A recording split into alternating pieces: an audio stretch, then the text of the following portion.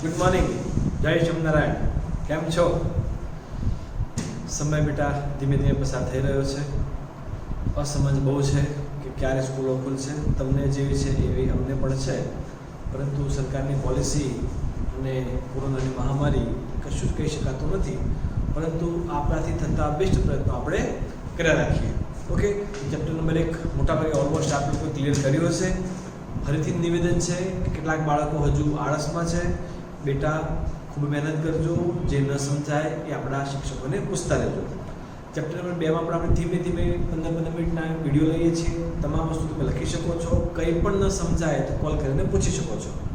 Okay, તો હવે chapter number 2માં આપણે ખૂબ આગળના મને પુસ્તક કરતાં બધું મોટાભાગનું બહારના તરફ જઈ રહ્યા છે. ત્યારે ખાસ વિશેષ કાળજી રાખજો, નોટ્સ બનાવતા રહેજો.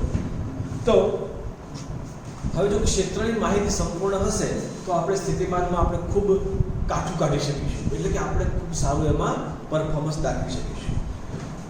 એલ લંબાઈના નિયમિત વિદ્યુત ભારિત એટલે કે જેની લેમ્ડા સમાન છે તેવા સળિયાથી આર અંતરે, સળિયાના એક છેડાથી આર અંતરે રહેલા બિંદુ એ પાસે સ્થિતિમાન શોધો.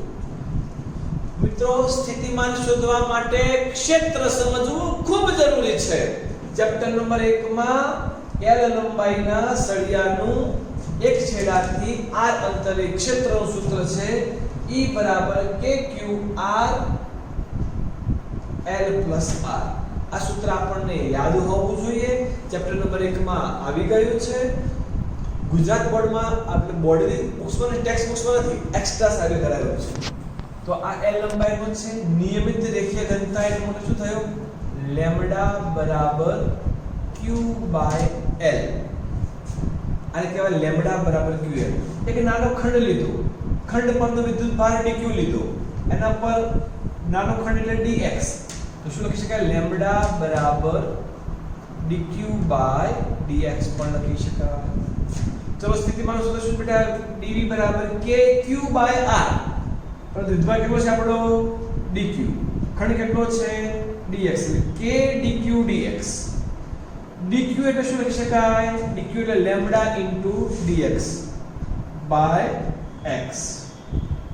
લંબાઈ શોધવાનું છે અહીંયા. x અંતરે એ શું છે બેટા? x આવશે.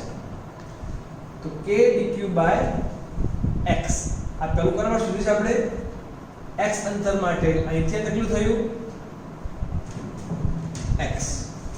ચલો, k lambda dx by x. k lambda dx by x એટલે એનું સંકલન થાય ln x. નેચરલ લોગ છે. લિમિટ તો આપણે ખબર છે. કઈ લિમિટ છે બેટા?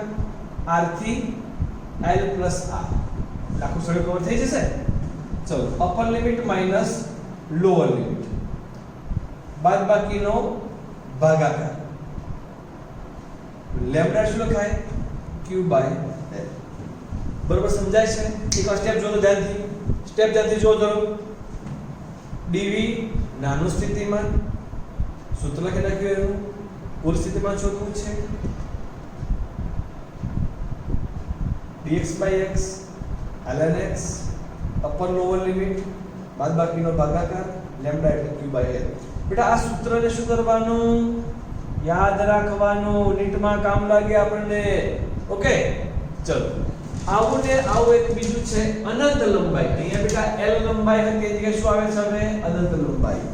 આપ લોકોને બરોબર યાદ હશે કે અનંત લંબાઈના તારને લીધે ઉદ્ભવતા વિદ્યુત ક્ષેત્રનું સૂત્ર શું હતું? E = 2k lambda by r. સૂત્ર યાદ છે બરોબર? E = 2k lambda by r. ગાઉસના નિયમનો પહેલો ઉપયોગ હતો. જો આપ પૂરેપૂરો અભ્યાસ કરતા હોય ને તો સમજાય બેટા. આ ક્ષેત્ર છે. ક્ષેત્રમાં કાળજી ન રાખી તો ક્ષેત્રની બહાર ફેંકાઈ જશે. સ્થિતિમાનનું સૂત્ર આપણને ખબર છે -E સદિશ ડોટ dr સદિશ. E ની કિંમત મૂકી છે, dr છે, કેરેટ કેરેટ થાય એટલે 1 થઈ જશે, કારણ કે cos 0 ની કિંમત 1 થશે. 2k lambda by r dot dr -2k lambda dr by r ln r. પ્રારંભિક અને અંતિમ એની લિમિટ આવશે. -2k lambda r ln r અંતિમ -ln r પ્રારંભિક, બાદબાકીનું શું થશે બેટા? ભાગાકાર થશે. સમજાઈ ગયો બરોબર? ફરીથી જુઓ, v એટલે e dot dr chapter number 2 ના પ્રારંભમાં આપણે સૂત્ર ભણી ગયા છીએ minus 2k lambda by r એની કિંમત મૂકી, dr ની કિંમત મૂકી છે 2k lambda by r dr by r એટલે ln r upper limit minus lower limit અને બાદ બાકીનું શું થશે? ભાગાકાર થશે. પણ યાદ રાખવાનું છે 2k લેમ્બડા અહીંયા લિમિટ બદલી જો માઈનસ હતું તો શું થઈ ગયું બેટા? પ્રારંભિક અને અંતિમ, અંતિમ અને પ્રારંભિક થઈ ગયું, ઉલટાઈ ગયું. પ્રારંભિક આગળ આવી ગયું, અંતિમ પાસે કેમ? માઈનસ ચિહ્ન આપણે દૂર કર્યું છે. 2k લેમ્બડા પ્રારંભિક અંતિમ બાદ બાકીનો ભાગાકાર કર્યો છે.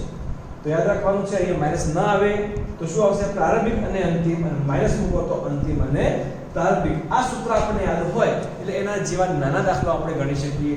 એક નાનું એક્ઝામ્પલ મેં તમને આપી, ડાયરેક્ટ લખ્યું છે. ડાયરેક્ટ લખ્યું છે બેટા સમજવાનું. પણ આ અનંત લંબાઈનો સળિયો છે. આ સળિયાથી એક અંતર બિંદુ આવેલું છે a, બીજું બિંદુ આવેલું છે b. a એટલે શું થઈ ગયું? પ્રારંભિક. b એટલે શું થઈ ગયું? સપોઝ ધારો કે આપણો અનંત લંબાઈનો સળિયો હોય. આ સળિયાથી a અને b અંતરે આવેલા બિંદુ વચ્ચે સ્થિતિમાનનો તફાવત શોધો. બહુ સિમ્પલ. ડાયરેક્ટ શકાય v બરાબર 2k લેમ્બડા ln પ્રારંભિક અને અંતિમ. પ્રારંભિક એટલે શું બેટા? આપણો બિંદુ a છે અને આ શું છે બેટા? b. a by b. ચલો 2k એટલે 1/4πε0 લેમ્બડા ઉડાડી દો. Lambda 2πε0 ln a by b. આ સૂત્ર પણ આપણે યાદ રાખવાનું છે. આ રીતે 1/x dx શું લખાય? ln dx શું લખાય? ln 1/x dx ln x, sorry શું લખાય કે બેટા? dx લખાય. શું લખાય? ln x. આવું ઇન્ટિગ્રેશન હોય તો 1/3x - x dx હોય તો ln 3x - 1/3. બાયોલોજી વાળાને આવા એક સૂત્ર યાદ રાખવાની જરૂર પડે. ગણિત વાળા આવા ડીપમાં સૂત્ર આવતા હોય છે એટલે ખાસ કાળજી રાખજો. ધ્યાન. ઓકે, એના પછી બેટા તમામ ચેપ્ટર નંબર 1 માં જ્યાં ક્ષેત્રની વાત કરી છે તે તમામ જગ્યાએ સ્થિતિમાન શોધી શકાય. જો તમારી પાસે એનાલિસિસ બુક હોય તો દરેક ક્ષેત્ર અને સ્થિતિમાન બંને જોડે આવે છે. કાળજી રાખજો હો. અનંત લંબાઈના પાતળા પૃષ્ઠ. હવે પૃષ્ઠનું ક્ષેત્ર ભણી ગયા નથી ભણી ગયા? આપણે યાદ છે શું છે? સિગ્મા અપોન 2ε0 જે અંતર r પર આધાર રાખતું નથી. એ બરોબર આપણે સમજી ચૂક્યા છીએ. તો આ પૃષ્ઠ છે અનંત લંબાઈનું, એનાથી r અંતરે આપણે સ્થિતિમાન શોધવું છે. ક્ષેત્રનું સૂત્ર આપણે જાણીએ છીએ. તો v બરાબર -e ડોટ dr ખબર પડી? આપણે v એટલે માઈનસ e સદિશ ડોટ dr સદિશ ઇન્ટિગ્રેશન. ચલો e ની કિંમત આપણે ખબર સિગ્મા અપોન 2ε0 અને dr. જો સદિશ સ્વરૂપમાં બેઠું છે આપણે અહીંયા r કેરેટ અને કોઈ પણ દિશામાંનો એકમ છે શું? r બરાબર dr સદિશ અને એનું માન. આ બંને ગુણાકાર કરો તો શું લખાય અહીંયા? જો સમજીએ આપ ખાલી માઈનસ e એટલે sigma upon 2ε0 integration r caret into dr. આ બંધ થઈ જાય બેટા. આવી ગયું સિગ્મા અપોન 2ε0 ઇન્ટુ dr. હવે જો તમારું અંતર r છે એટલે આપણે r લખી નાખ્યું, પણ કોઈ લિમિટ હોય તો તમારે એ લિમિટ જેવી તમે લિમિટ પૂછી હોય એ પ્રમાણે લિમિટ મૂકી શકો. એટલે સૂત્ર યાદ રાખવાનું છે. પૃષ્ઠ માટે સ્થિતિમાન શોધવું હોય તો v બરાબર minus sigma r twice epsilon 0. હવે બેટા પૃષ્ઠની જગ્યાએ શું આવ્યું બેટા? ગોળો અને કવચ. તો ચલો ક્ષેત્રના સૂત્ર આપણે જાણીએ છીએ બરોબર. પોલો ગોળો અને નક્કર સુવાહક ગોળો. આ માટેના આપણે સૂત્રો ભણવા છે. તો ચલો જેની રેડિયસ r હોય, વિદ્યુતભાર ક્યાં પથરાશ બેટા? સપાટી પર. તો ક્ષેત્ર ક્યાં આવે? E બરાબર kq બાય r² પર. ક્યાં? આ બિંદુ કઈ છે? બહારનું બિંદુ. અહીંયા કોઈ પણ બિંદુએ સ્થિતિમાન શોધવું હોય તો, કારણ કે r કરતા કેપિટલ R કેવો છે? નાનો છે. સપાટી પર હોય તો શું આવે? kq by r². સપાટીના અંદરના વિસ્તારમાં ક્ષેત્ર 0, કારણ કે વિદ્યુતભાર ક્યાં પથરાયેલો છે? હંમેશા સપાટી પર. કારણ કે વાત કોની ચાલે છે? આપણી કવચની વાત ચાલે છે. કવચની વાત ચાલે છે. તો તો વિદ્યુતભાર ક્યાં પથરાયેલો છે સપાટી પર ક્ષેત્ર kq/r², બહારના બિંદુએ સપાટી પર kq/r², અંદર ક્ષેત્ર કેવું છે 0. સિગ્મા એ શું લખાય ગોળો નથી શું છે પૃષ્ઠ એટલે શું આવે સપાટી આવે, સપાટી એટલે આવે શું સિગ્મા આવે, સિગ્મા એટલે શું પૃષ્ઠ ઘનતા. તો સિગ્મા બરાબર q/a, a એટલે 4πr², સિગ્મા બરાબર q/a, a એટલે 4πr². આ બેઝિક થયું કોના માટે ક્ષેત્રનું. પણ હવે શું શોધવું છે આપણે સ્થિતિમાન કયા બિંદુએ બહારના બિંદુએ. સૂત્ર છે માઈનસ e સદિશ ડોટ dr સદિશ minus infinite to r kq/r² into dr. ચલો માઈનસ kq સંકલન આવડે ના આવડે તો નામ ખાલી લખો અહીંયા is equal to minus kq ઉપર જાય શું થશે r⁻², plus 1 minus 2 plus 1 limit infinite to r. चलो माइनस 2 प्लस 1 એટલે માઈનસ આ માઈનસ તો છે માઈનસ 2 પ્લસ 1 એટલે r⁻1 તો 1/r. લિમિટ મૂકો upper limit minus minus plus lower limit minus ગુણાકાર અંદર લઈ જાઓ 1/r માઈનસ 1/ઇન્ફાઇનાઇટ. v बराबर kq/r. क्या बिंदु बेटा બહારના બિંદુએ r અંતરે ગોળાકાર કવચથી r અંતરે સ્થિતિમાન શોધવું હોય તો kq/r. સ્વરૂપો બદલ્યા છે k એટલે 1/4πε0, સિગ્મા એટલે q એટલે સિગ્મા * a, તો v બરાબર સિગ્મા r²ε0 * r. આ માત્ર એનું સ્વરૂપ છે. ત્યારબાદ બેટા કોની વાત આવે છે સપાટી પર. એટલે આપણે સપાટી પર કેટલું હોય જો સપાટી બહાર kq/r હોય તો સપાટી પર kq/R હોય. સિમ્પલ વાળી વસ્તુ છે. છતાં v બરાબર minus infinite to r limit બદલાણી છે e સદિશ ડોટ dr સદિશ જે લિમિટ બદલાણી હોય લિમિટ અહીંયા સ્મોલ r ની હતી એટલે સ્મોલ r આવતો હતો. અહીં કેપિટલ r ની વાત છે શું આવશે કેપિટલ r. સ્વરૂપ આવશે એનું સિગ્મા r/ε0 કારણ કે અહીંયા પણ r આવે ને બેટા r ઉડી જશે સિગ્મા r/ε0. સમજી ગયા બરોબર. કાળજી રાખજો વિશેષ ન સમજાય તો એક વાર ધ્યાનથી જોવાનું. સરસ. અને હવે વાત આવે છે સપાટીના અંદરના બિંદુ માટે. પહેલા વાત કરી ક્યાં સપાટીની બહાર, પછી વાત કરી સપાટી પર અને પછી વાત કરી સપાટીની અંદર.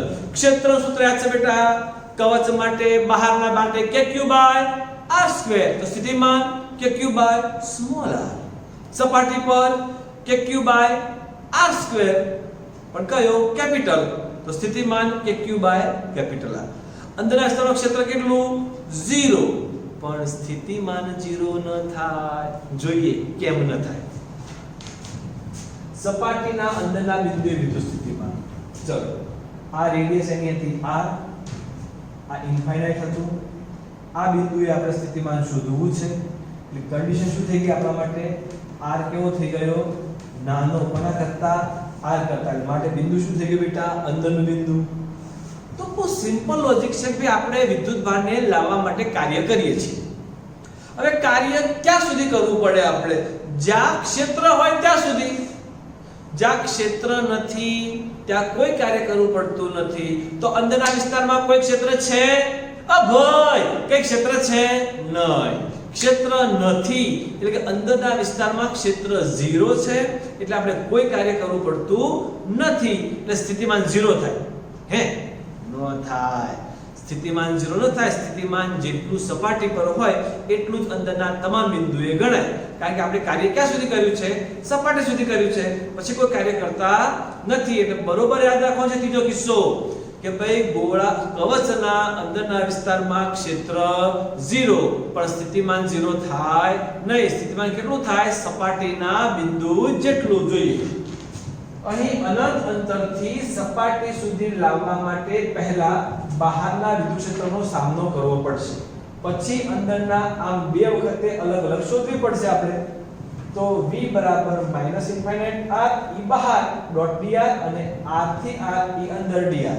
તો પરિણામ શું થાય બેટા kq/r + 0 કારણ કે આનું ભણીએ ને આપણે બહાર માટે તો KQ બાર વત્તા 0 કારણ કે અંદર ક્ષેત્ર કેવું છે 0 તો KQ બાર આવી ગયું ઇન શોર્ટ યાદ રાખવું હોય તો બેટા કવચ માટે સ્થિતિમાન સપાટી પર હોય એટલું જ કારણ કે અંદરના વિસ્તારમાં ક્ષેત્ર કેવું છે 0 હવે એનું ગ્રાફિકલ પ્રેઝન્ટેશન જોઈ શકીએ છીએ આપણે ચલો ગ્રાફ આપ્યો છે સ્થિતિમાન અગેન્સ્ટ અંતરનો ગ્રાફ ના અંતરનો બેટા v અગેન્સ્ટ અંતર આવો તમને ગ્રાફ આપ્યો છે ચલો આ બિંદુ શું કહેવાય બેટા કેન્દ્ર છે જેમ જેમ તમારું અંતર વધે છે એમ સ્થિતિમાન શું થાય આ અચળ છે ને આ કેવું કહેવાય સપાટી જેટલું છે એ સુધી અચળ છે પછી સપાટી પર કેવું કહેવાય મહત્તમ પછી ધીરે ધીરે શું થાય છે ઘટે છે એટલે આ ખાસ તમારો ગ્રાફ પણ યાદ રાખવાનો છે તો આપ બરોબર મહેનત કરતા હશો મિત્રો ખૂબ નાના નાના આપણે વિડિયો મોકલીએ છીએ અમે સમજી શકીએ છીએ તમારા મોબાઈલ વાલી પાસે અથવા ઘરમાં એક બે મોબાઈલ હોય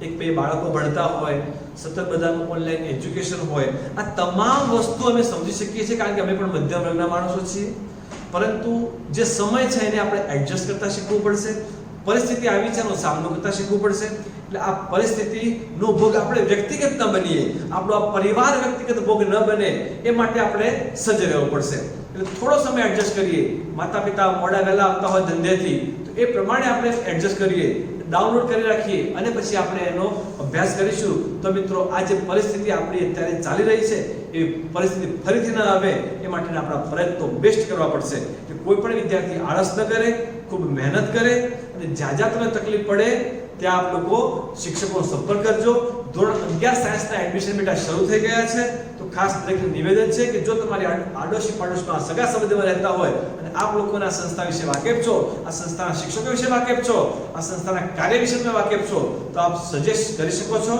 જય હિન્દ જય ભારત જય સ્વામિનારાયણ